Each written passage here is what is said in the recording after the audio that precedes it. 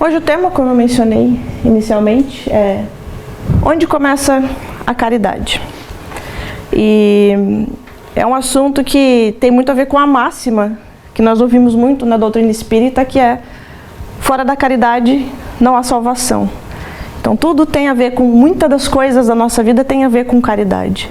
Então é um tema muito importante e que vale a pena muito essa reflexão do, afinal de contas, aonde que começa a caridade? Tem um princípio? Tem uma origem? Tem um momento que eu posso começar a exercitar a caridade? É um pouco isso que nós vamos falar hoje. E para começar, eu queria fazer um pouco diferente aqui. Se alguém me ajudaria a responder essa pergunta: de que forma geralmente encaramos a caridade? Como que geralmente, ou no dia a dia, como que nós ou as pessoas próximas de nós encaram a caridade? Alguém gostaria de falar? De me ajudar aqui a começar? Não? Está tudo envergonhado. Tá todo mundo envergonhado. Eu, muito antes de conhecer a doutrina espírita, principalmente, tinha uma percepção sobre o que era a caridade. E muitas vezes a caridade, para mim, eu posso dizer, isso é uma coisa minha mesmo, tinha muito a ver com, dar algo material a quem precisa. Então, geralmente, quando pesquisa na internet ou quando você vai falar com algumas pessoas sobre caridade, tem muito a ver com doar algo. Não que isso não seja um ato de caridade, sem dúvida nenhuma, isso é um ato de caridade. Mas não somente. Porque senão, talvez, olha, eu vou doar tudo que eu tenho, aí meu lugar no céu está garantido, está tudo certo. E, na verdade, não é bem assim que acontece.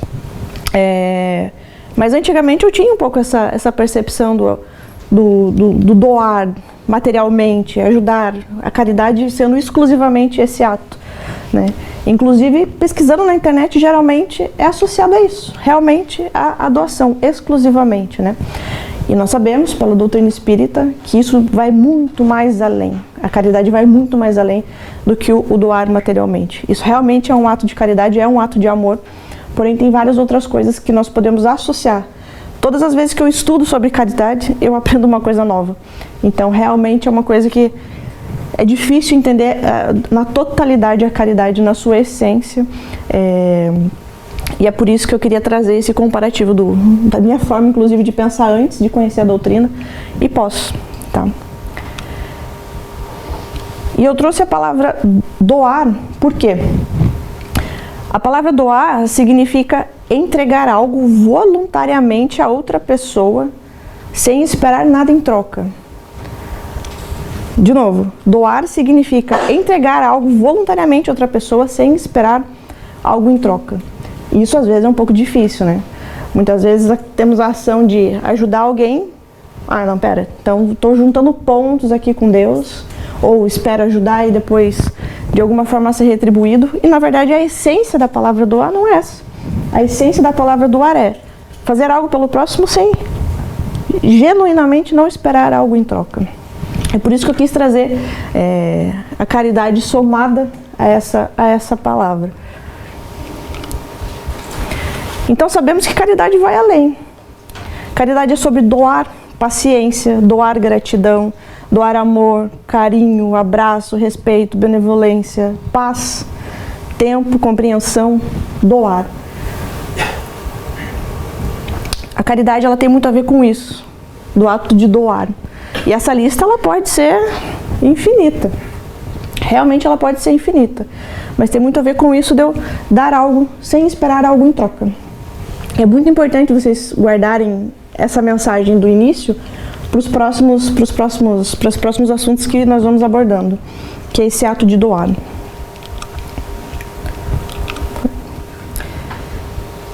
E quando vamos ler no Livro dos Espíritos, na questão 886, Kardec pergunta aos espíritos: qual que é o verdadeiro sentido da palavra caridade? Tal como entendia Jesus. É uma excelente pergunta. Benevolência para todos, indulgência para as imperfeições alheias e perdão das ofensas. Parece uma coisa simples, mas tão difícil de se fazer, né?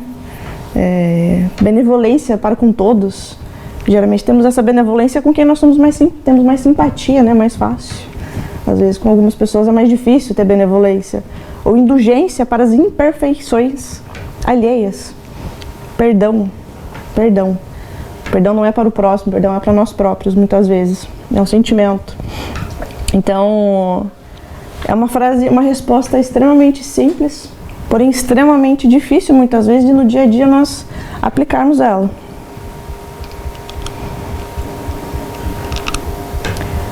E aí eu queria trazer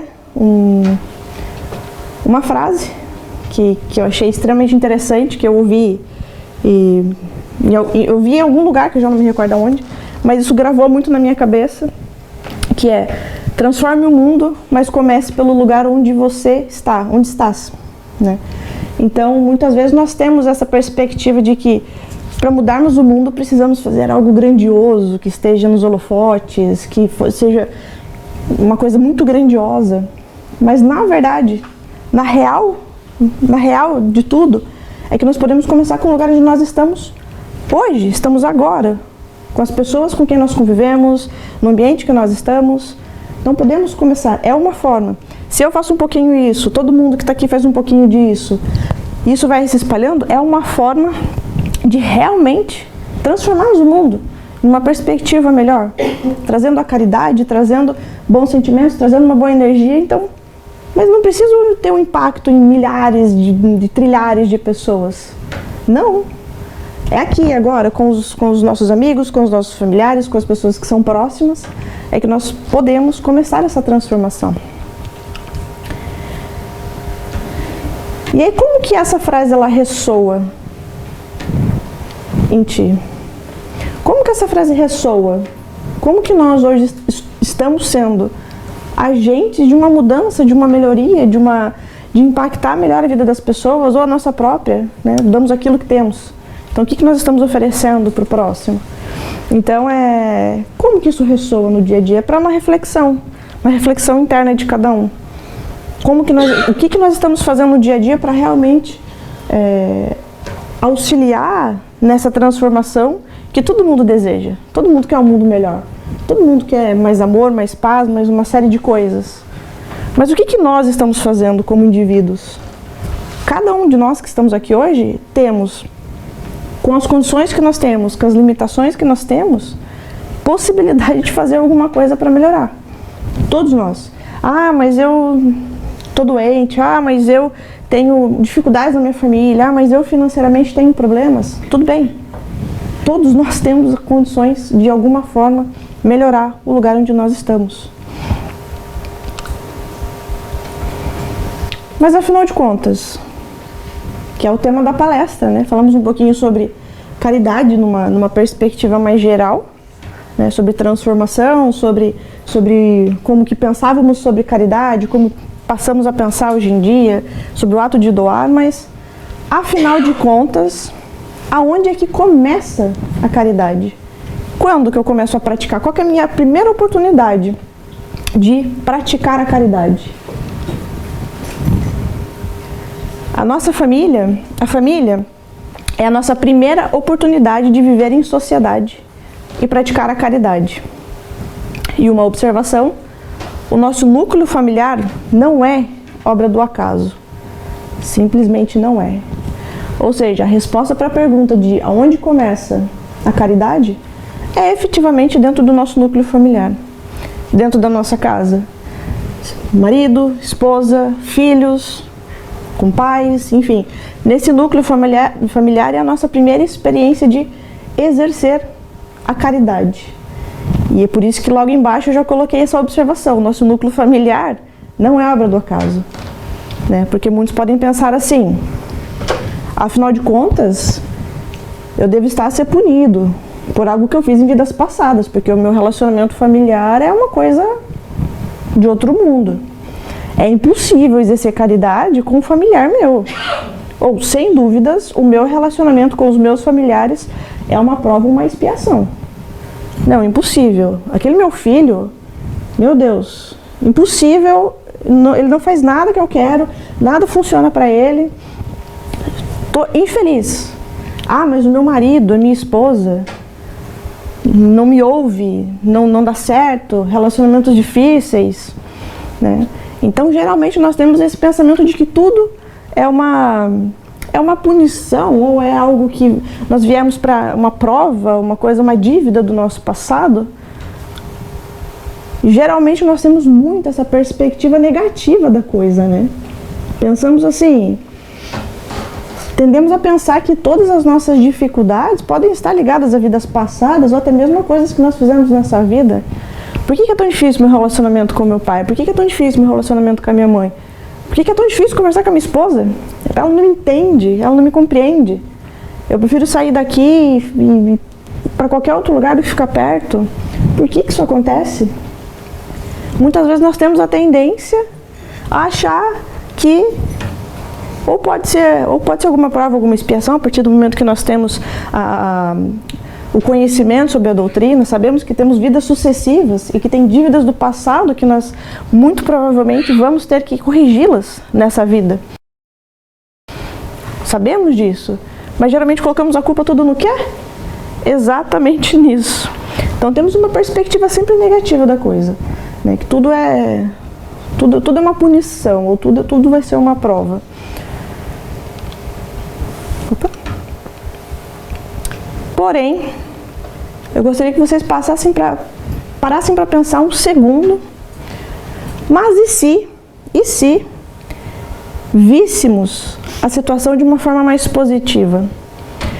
Será que não vieste para trazer um sopro de coisas boas à tua família? Trazendo mais harmonia, espalhando bem?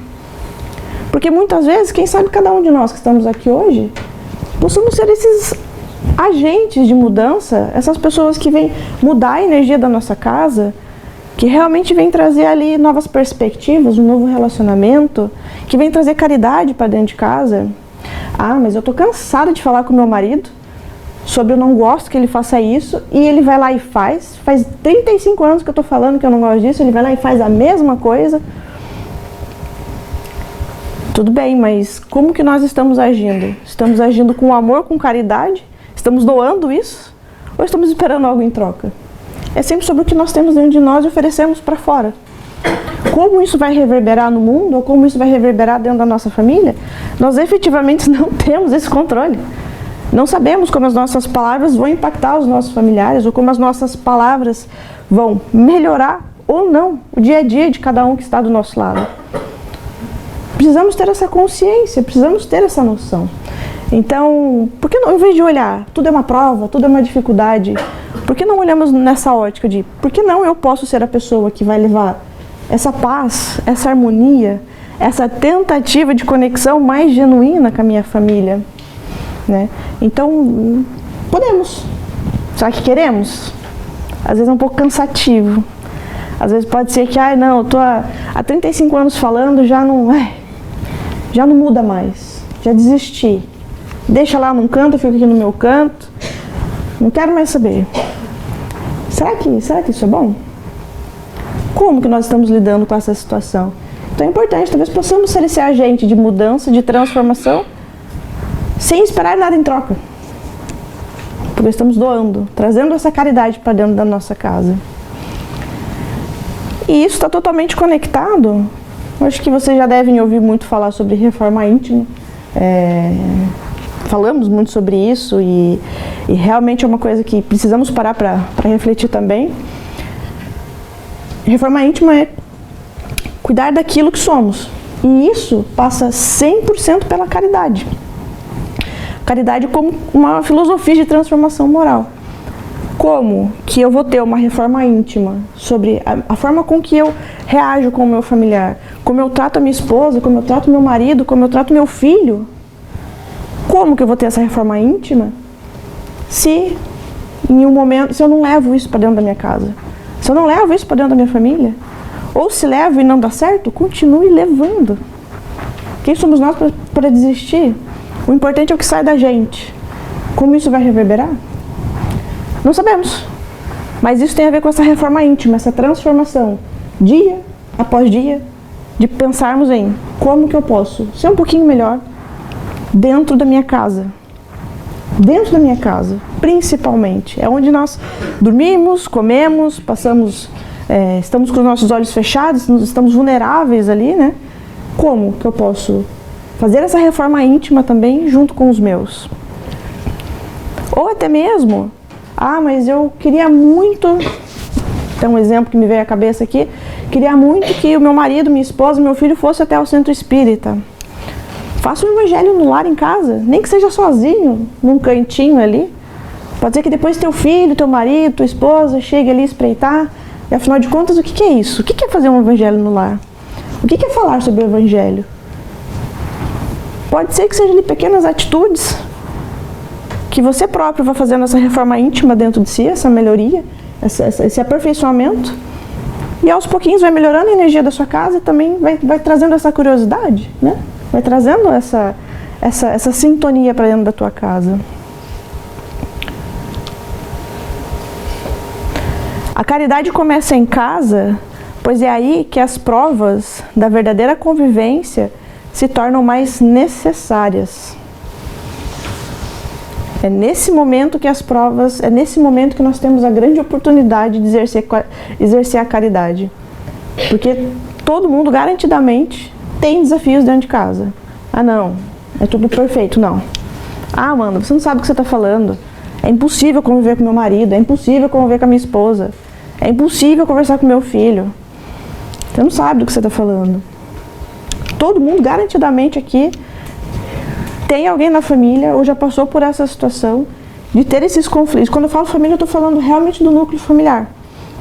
Primário ali, pai, mãe, filho. É esse núcleo mais primário. E os desafios da convivência, é ali que a gente realmente tem esses desafios primários. Mas por que a caridade deve começar dentro de casa? É em casa que deixamos cair as máscaras e revelamos quem realmente somos. É em casa que nós deixamos cair as máscaras e realmente mostramos quem nós somos. Eu não sei se vocês já viram essa situação ou já falaram essa situação, que é, fora de casa, a pessoa é gentil, é a pessoa mais gentil do mundo. Mas dentro de casa, trata os familiares com indiferença, com falta de carinho. Parece uma outra pessoa.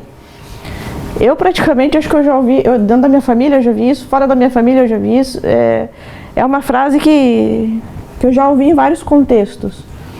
Fora de casa a pessoa, nossa, é uma pessoa maravilhosa. Uma pessoa gentil, ajuda todo mundo, fala sobre coisas boas e etc, e etc.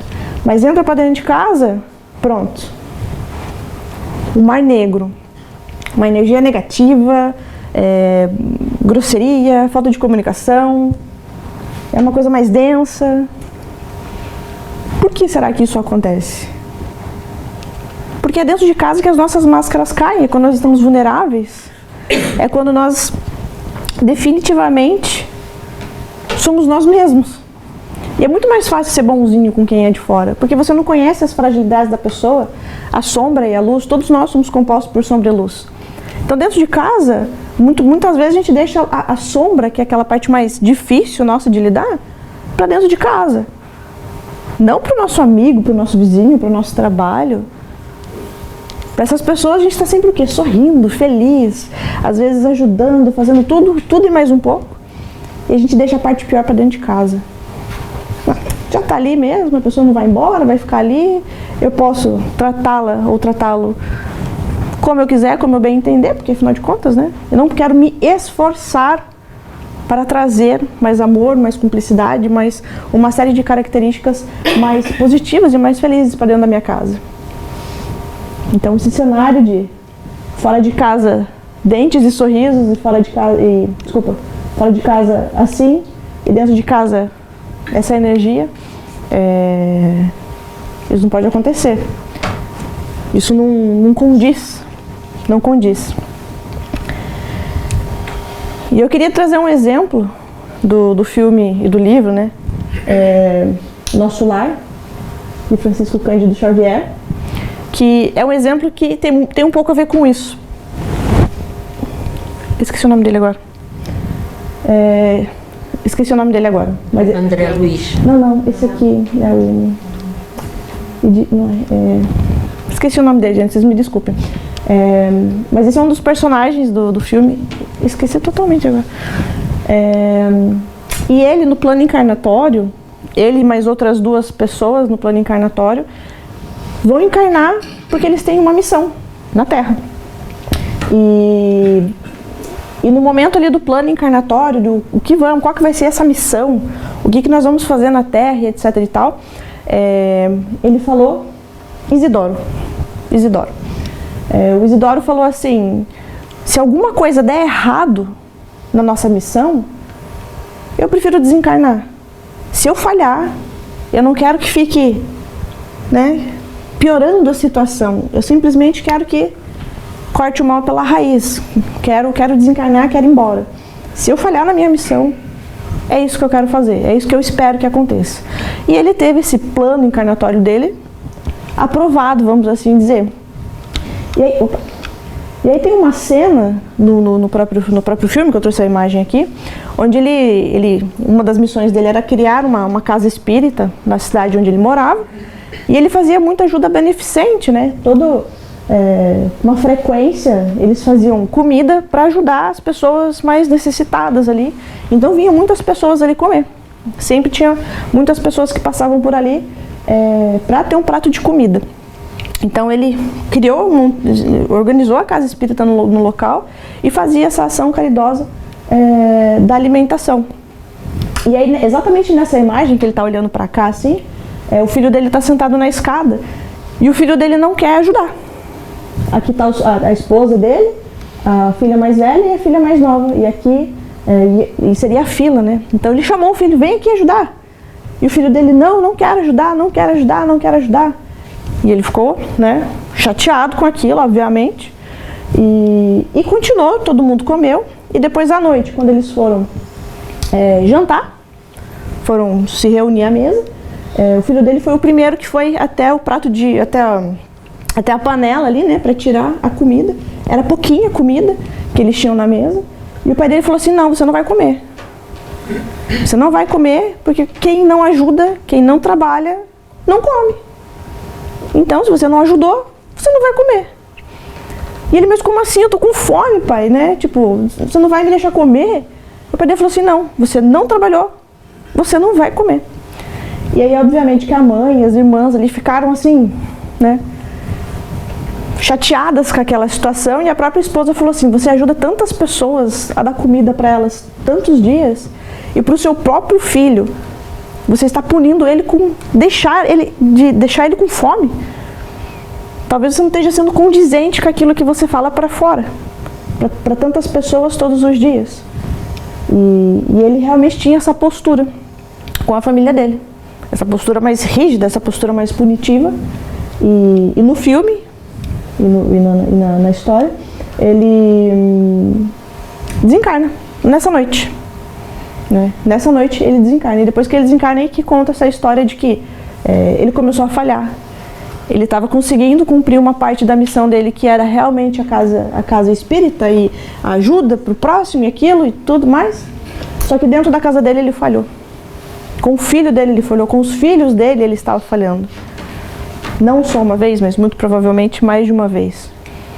Então, afinal de contas, a missão falhou, né? Então, isso é um exemplo de que temos que ser condizentes.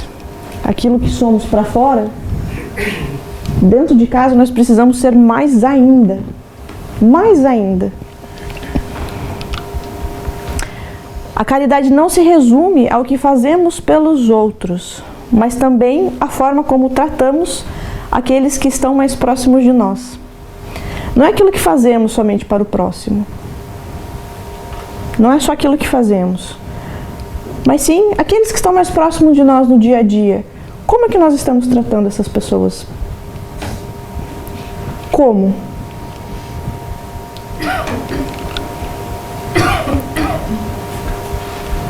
Como temos tratado aqueles que realmente no dia a dia ali, sai de manhã, depois você almoça com a pessoa, janta com a pessoa, está junto ali com seus familiares. Como que vocês estão tratando esposo, esposa, teus filhos? Será que lá fora você está tratando as pessoas melhores do que dentro de casa? Como que está sendo esse tratamento?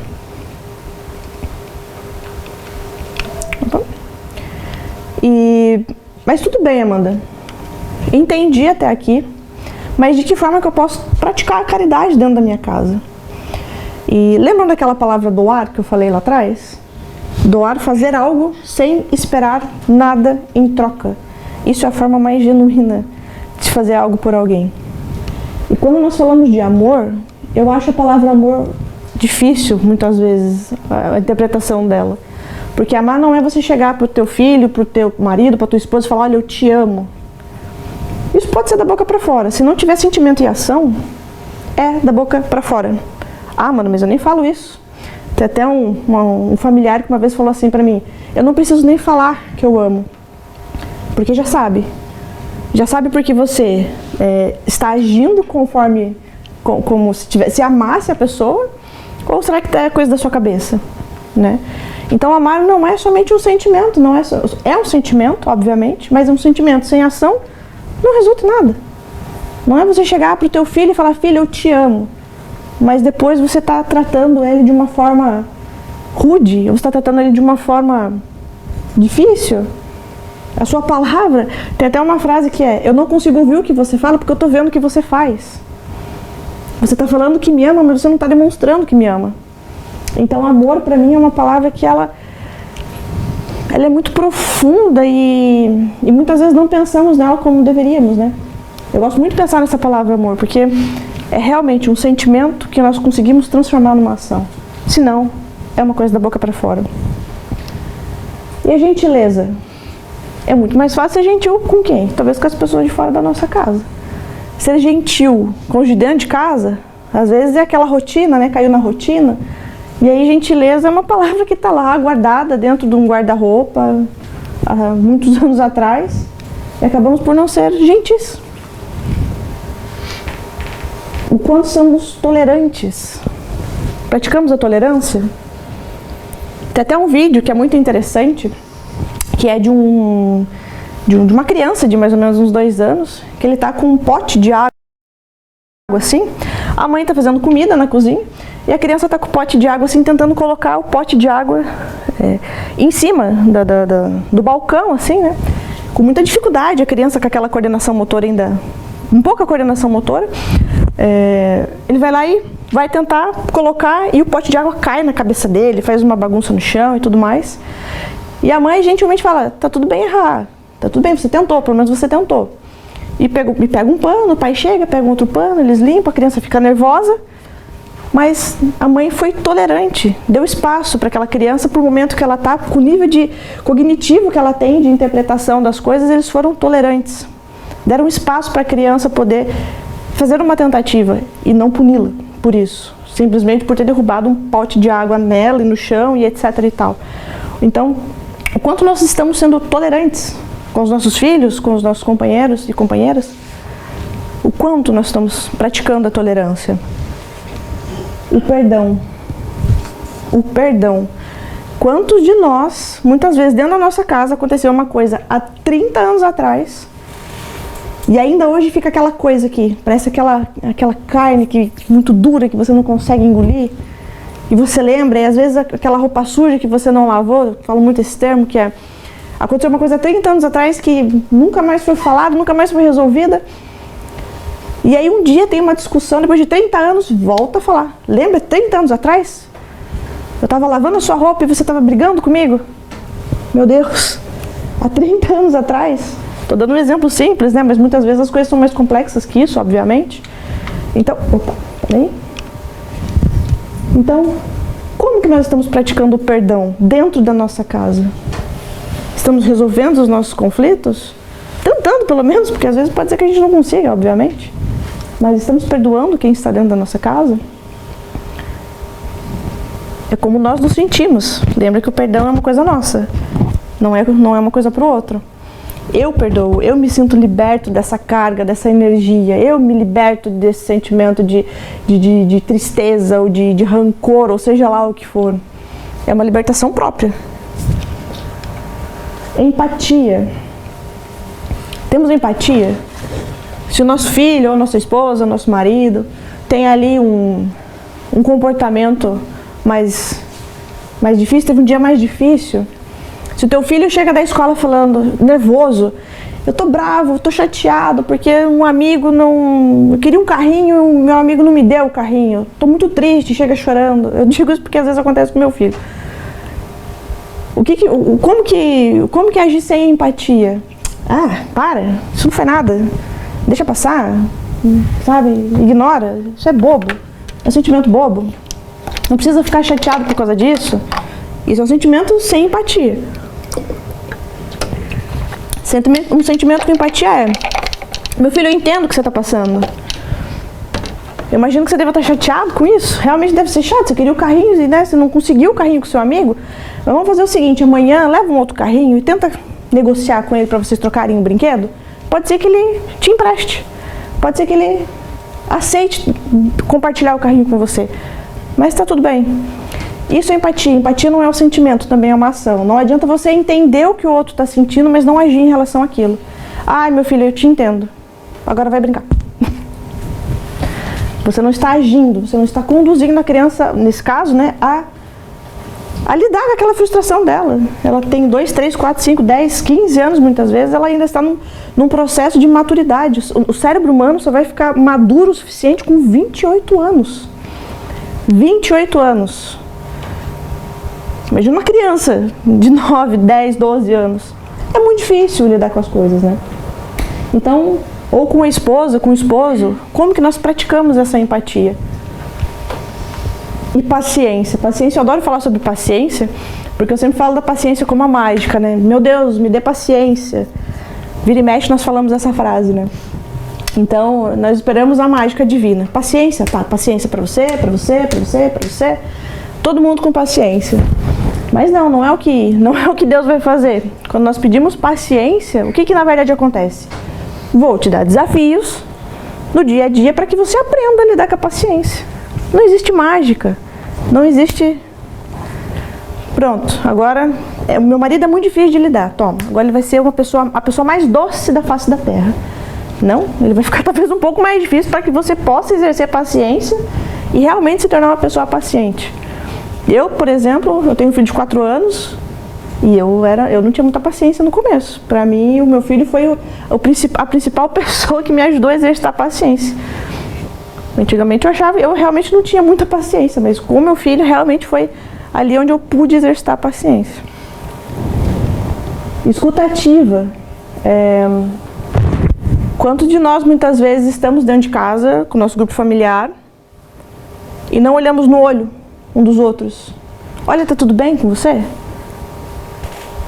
E realmente ouvir o que a pessoa está falando, que às vezes ela teve um dia difícil, ela quer falar sobre aquilo. Isso também é uma forma de exercitar a caridade dentro de casa.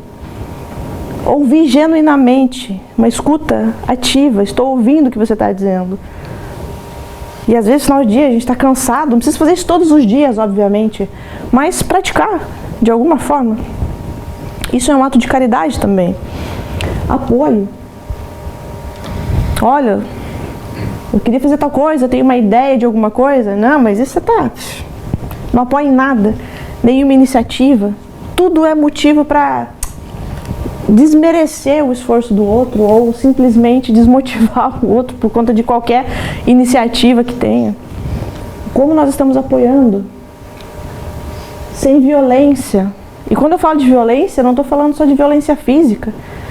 É muito comum pensar em bater num adulto, pensar em bater numa pessoa com idade mais avançada. Isso é uma coisa inadmissível, isso é uma coisa que vai para a prisão. Mas bater numa criança está tudo bem. Praticar violência verbal, xingar, brigar, isso é um tipo de violência. Violência emocional, psicológica, isso também é um tipo de violência. Como que nós estamos trabalhando isso dentro de casa? Como que nós estamos nos comunicando? É uma comunicação mais agressiva ou uma comunicação mais amorosa? Com o nosso esposo, com a nossa esposa, com os nossos filhos? Como? Isso aqui é uma coisa muito importante. Violência não gera resultado em absolutamente nada.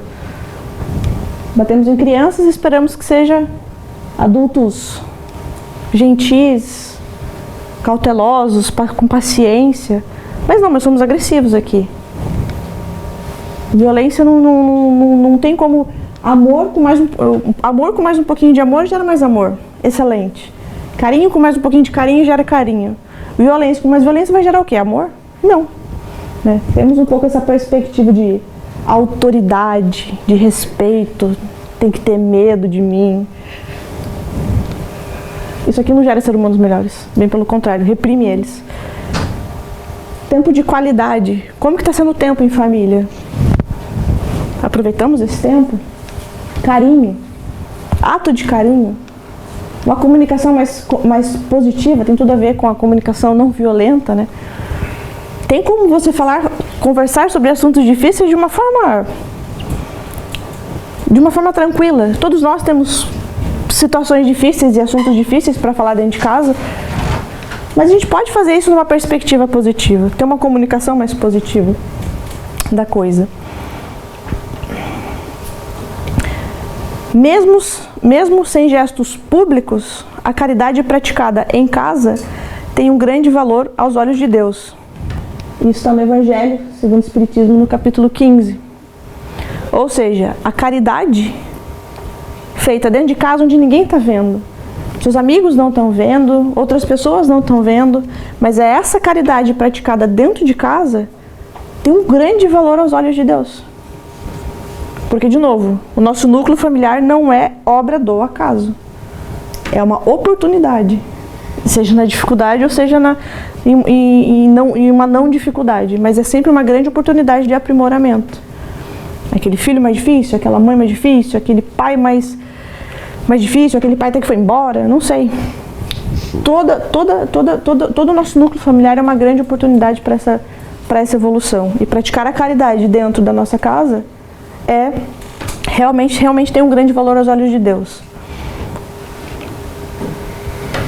E feliz é aquele cuja sua melhor versão surge quando não está sob os holofotes. A nossa melhor versão hoje está dentro de casa ou está fora de casa? Geralmente dentro de casa é quando nós colocamos as nossas garras para fora, que nem aquela imagem, né? Daquele menino assim. É quando nós colocamos as nossas garras para fora?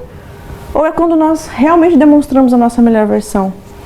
Onde nós realmente praticamos a caridade, esse amor ao próximo.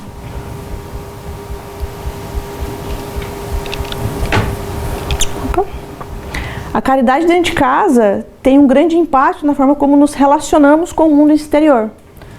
Então somos pais agressivos, pais sem paciência, pais que não dão amor aos filhos, tratamos nosso esposo, nossa esposa de uma forma agressiva. Como que essas pessoas vão se relacionar com o mundo externo? Vai ser com amor? Vai ser com carinho, com cumplicidade? Vão praticar a caridade fora de casa? Não tem como. O histórico é um e você quer que a pessoa faça outra? Não. Então a forma como nós nos relacionamos com os nossos familiares vai impactar diretamente na forma como nós nos relacionamos com o mundo exterior.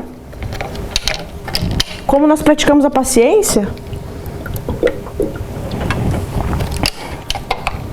como que nós somos gentis ou não,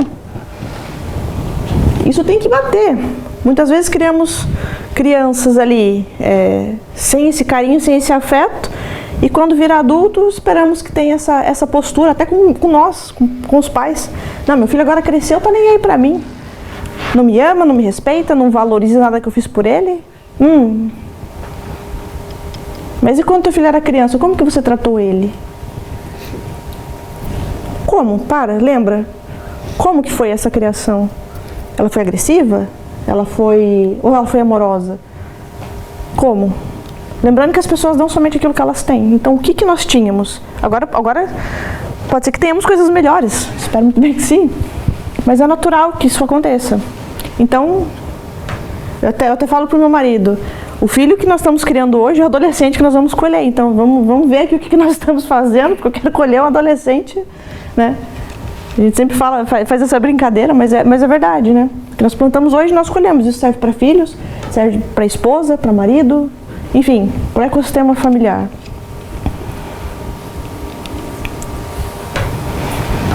Opa, já tá? E aí, eu queria deixar um desafio, ou para alguns pode ser um desafio, para outros pode não ser um desafio. Hoje, não amanhã, nem depois de amanhã.